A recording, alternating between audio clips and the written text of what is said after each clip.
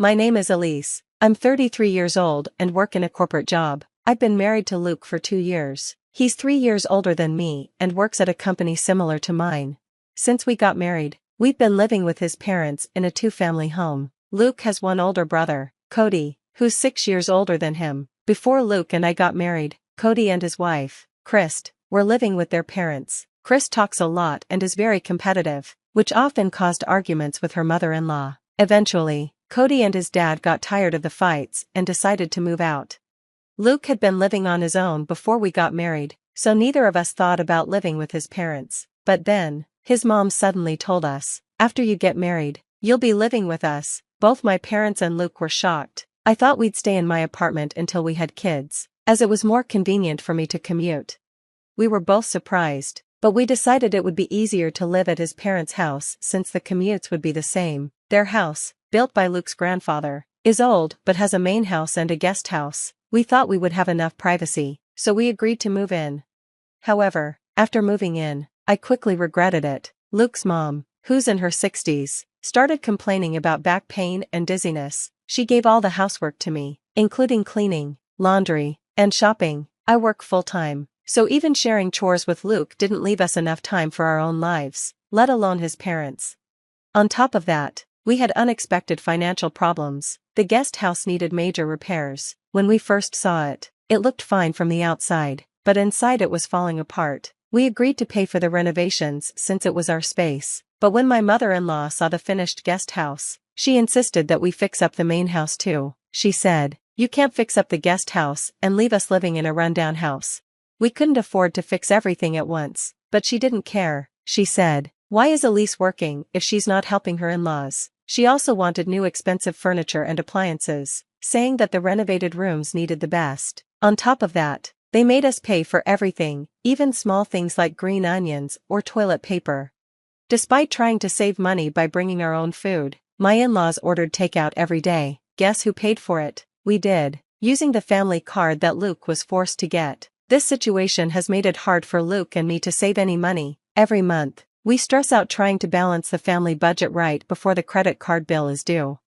Luke and I had talked to my in-laws many times, telling them that we appreciated everything, but they needed to ease up. Luke even pointed out that they were making us pay for everything, from the renovations to daily expenses, utilities, and even property taxes. We were covering it all. His parents responded by saying, "Supporting your parents is natural," and scolded us harshly. This led to us both getting upset and crying, hoping it would make them listen. This situation had been going on for over 2 years. As we were about to enter our 3rd year living with them, things took a turn. My mother-in-law and Cody, Luke's brother, suddenly told us that we had to move out because they were moving in. Chris, Cody's wife, explained that Cody had been laid off. She said Cody had chosen to be laid off to help a colleague with kids, calling him kind-hearted. I was shocked. "How irresponsible can you be? You have twin babies yourself." I said, "How will you afford living if you move back home?" She mentioned that Cody had graduated from a top university, unlike Luke, and could easily find another job. So, I asked why he couldn't just find another place to live. She said he had no choice because he was living in company housing, which he had to leave by the end of the month. She also added that at least Chris wasn't a disappointing daughter-in-law like me for not having given them grandkids yet. Luke and I were frustrated and upset. We sat there for 2 hours while his parents argued with us on their comfy sofa. Finally, we had enough. "Fine, we'll move out this week," I said. Luke agreed, saying, "We've learned a lot from you, and now it's time to put that wisdom into practice." So, we made the decision to leave. 2 weeks later, we had movers scheduled and packed up everything. We planned the move during my in-laws' usual lunch at karaoke, so there wouldn't be any complaints about the things we were taking. We finished everything in 3 days, using our paid leave, and started our new life. Then, one day at work, I got a call from the front desk saying someone from my family was there to see me. I had a feeling my mother-in-law would show up soon, but I didn't expect her to come to see me instead of Luke. I quickly texted Luke, "She went to your place." "Huh? Sorry for the trouble," he replied. "No worries, but what should we do? I don't want to cause trouble at work." I suggested, "Just tell Maya to step out for a meeting. Do you think that'll work?" Luke responded, "Cody has 1-year-old twins himself. What's he going to do about expenses if he moves in?" I texted back, "Got it." I passed the message to the front desk, and my in-laws left as planned. That night, as Luke and I drove back to our in-laws' compound, we saw them, along with Cody and his wife, rush out of the main house and the guest house to greet us. Upon a closer look, I saw that both my mother-in-law and father-in-law had a baby strapped to their backs, probably Cody's twins. As I was locking the car, Cody shouted angrily, "Hey, how dare you show up here in my parents' cars?" Luke responded calmly, "Your parents' cars? Which ones?" This made Cody even angrier. "The cars you both drove up in," he yelled. I answered, "Well, Cody, both these cars were bought by us. Our names are even on the registration. Do you want to see?" Luke added, "Exactly. I've been annoyed by how our parents drive these cars like they own them. We let it slide because we were living together, but now there's no reason to let them borrow them." I also reminded him, "And don't forget that dad-in-law has that old minivan he used for work." At this point, Christ, who had been glaring at us, jumped in. "Who cares about that old car?" I responded, "But it's perfect for twins, isn't it? You can fit 2 car seats in the back." This back and forth made our in-laws uncomfortable, but then the topic shifted. Cody asked, "What about the furniture and the appliances? Taking those while we're away is stealing, not just from the main house, but from the guest house too." He and Christ both complained they couldn't live without those things. That's when Luke calmly said, "Why should we have to leave them?"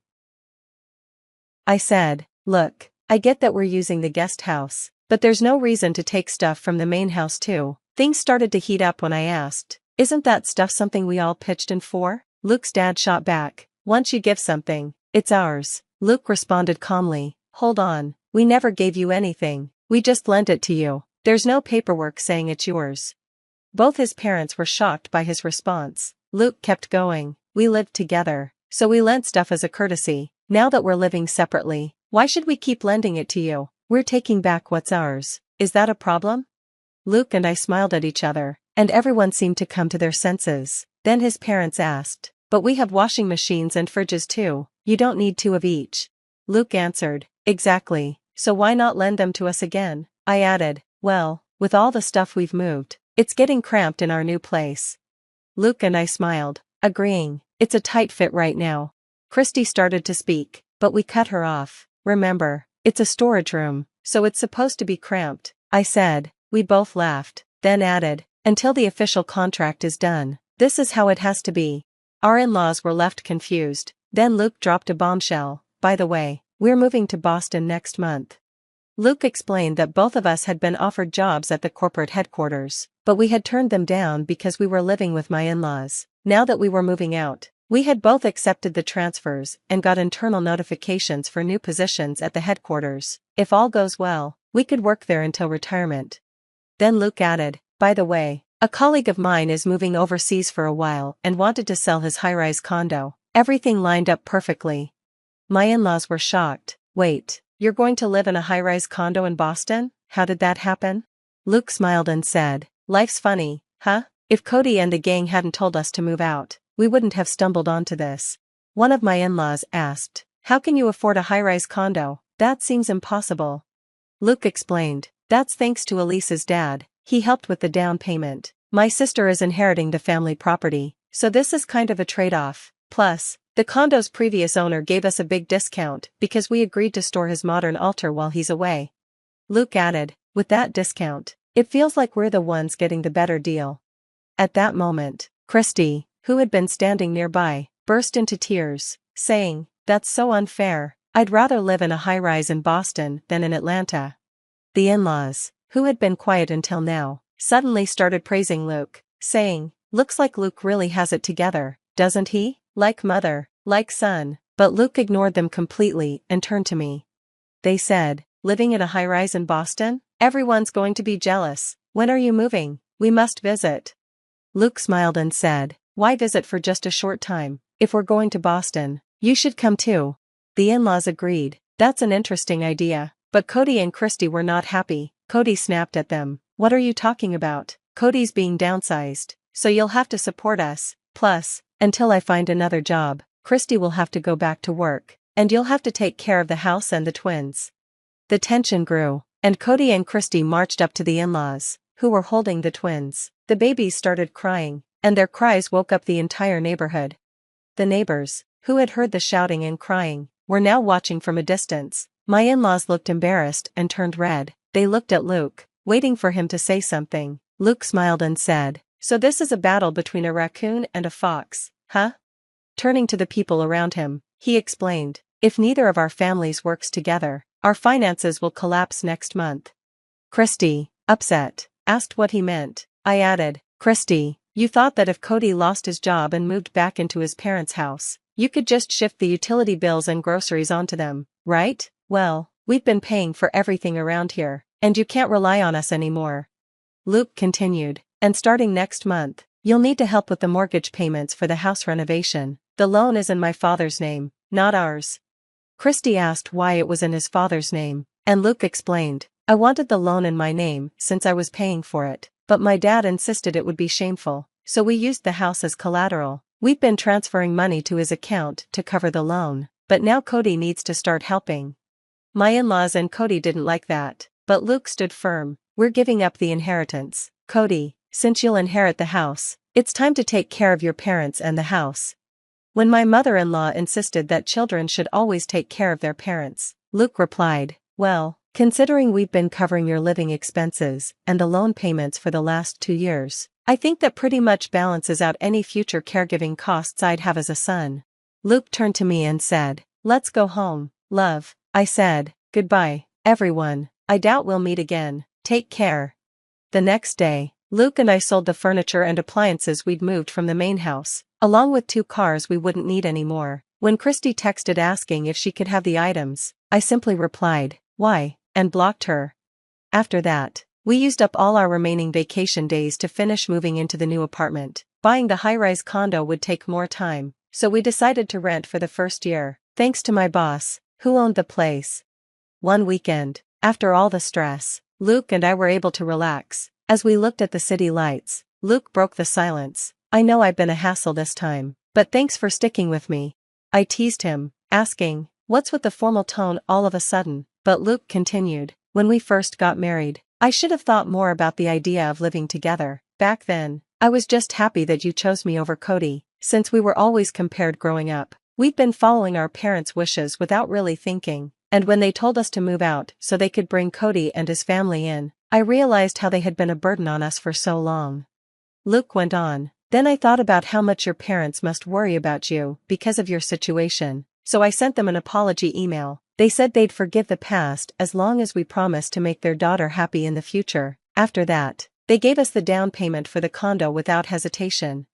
Luke promised to do everything he could to protect our life together and our future, especially if we were blessed with children. Meanwhile, it seems like my in-laws are struggling. They're even using their retirement income to barely cover the home renovation loan. They can't afford to support 2 households anymore, and Cody's efforts to find a new job have failed. Christy had to go back to work early, and now the family relies on her salary and the money my in-laws earn from part-time jobs at a local senior center. Arguments have become frequent and loud, often overheard by the neighbors. A former colleague of mine texted, saying there's gossip that my in-laws might be planning to leave town. They've cut off all contact with Luke and me, and when they tried to reach out to us, my dad immediately changed his phone number. Considering how they'd always belittled my family and never bothered with any pre-marriage courtesies, changing the phone number was a small but important step. Now they have almost no way to contact us. What goes around, comes around.